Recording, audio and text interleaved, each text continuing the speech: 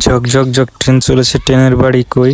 ট্রেনের বাড়ির কোনো শেষ নাই, মায়ের খাওয়ার কোনো বয়স নাই। যাই হোক, আজকে আমরা চলে যাব বাগের মসজিদ। তো সকাল সকাল উঠে পড়লাম অ্যান্ড আমরা বাইকে 3 জন উঠে পড়লাম, ইমামুল ভাই, মিনহাস অ্যান্ড আমি। তো আমরা যাইতেছি, ইতিমধ্যে আমরা চলে আসলাম মুড়া বাজারের সামনে। তো মুড়া বাজারের দৃশ্যটা ঠিক এমন। আর আমরা এখন দুপুরের দিকে রওনা দিছি, কারণ হুট করে আমরা প্ল্যানিং করছি যে আমরা বাগের মসজিদ যাব। তো ইতিমধ্যে আমরা চলে আসলাম সুতালিয়া মোড়। তো এখান দিয়ে বনমালীপুরের মধ্য দিয়ে আমরা চলে যাব। এখানের দৃশ্যটাও খুব সুন্দর, চারপাশে পুকুর আর ওই যে হচ্ছে পরিসর। আর সুতালিয়া যে প্রাইমারি স্কুল আছে আমি জানতাম না, ভালোভাবে কখনো দেখিনি। তো এই যে হচ্ছে সুতালিয়া সরকারি প্রাথমিক বিদ্যালয়, আর তার একটু সামনেই গেলে হচ্ছে আমাদের সরকারি হসপিটাল উইথ রূপপাত ইউনিয়ন পরিষদ। এখন আমরা আছি অনেক বড় একটা মাঠ, এটা অবশ্য হতে পারে বনমালীপুর সরকারি প্রাথমিক বিদ্যালয়, অবশ্য আমি জানি না নাম।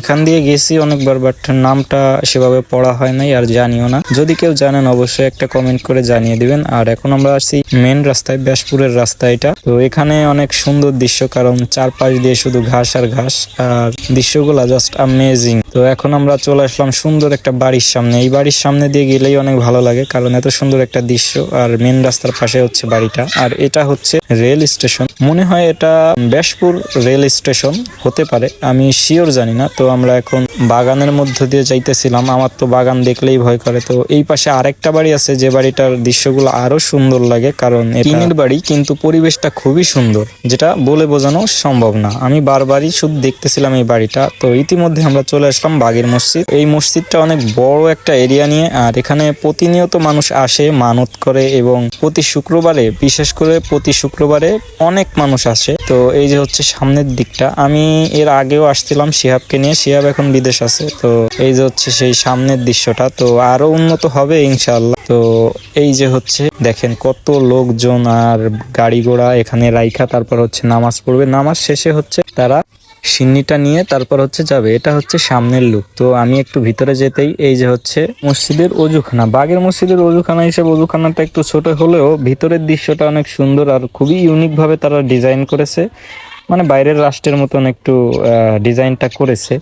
তো আমরা নামাজ এখন শেষ করে ফেললাম, শেষ করে একটু ভিডিও করে নিলাম, কারণ ভিতরের যে দৃশ্যটা মাশাআল্লাহ মাশাআল্লাহ অনেক সুন্দর আর খুবই ইউনিক ভাবে তারা এই ডিজাইনটা করেছে। আর আমি দোতলায় উঠে আমি একটু ভিডিও করার চেষ্টা করলাম, উপর থেকে অনেক ভালোই লাগতেছিল। আর দ্বিতীয় তলাটা এখনো হয়তো কমপ্লিট হয় নাই, তবে আমি আর শিহাব আসছিলাম দ্বিতীয় তলায় নামাজ পড়ছিলাম, কিন্তু এখন কেউই এখানে নামাজ পড়তেছে না, হয়তো কাজ চলতেছে যে কারণে নামাজ পড়ে না। তো আমি একটু ছাদের দিকে যাব, আর ছাদের দিকের দৃশ্যটা হচ্ছে এমন, কোনো ধরনের কোনো কোলাহল নেই, সুন্দর একটা পরিবেশ আর সবুজ শ্যামল।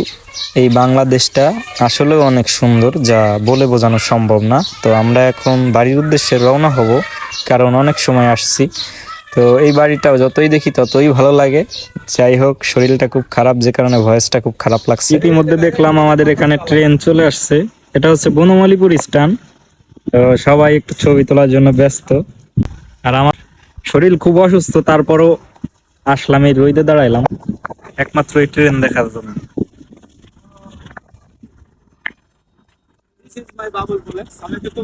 হ্যাঁ কও।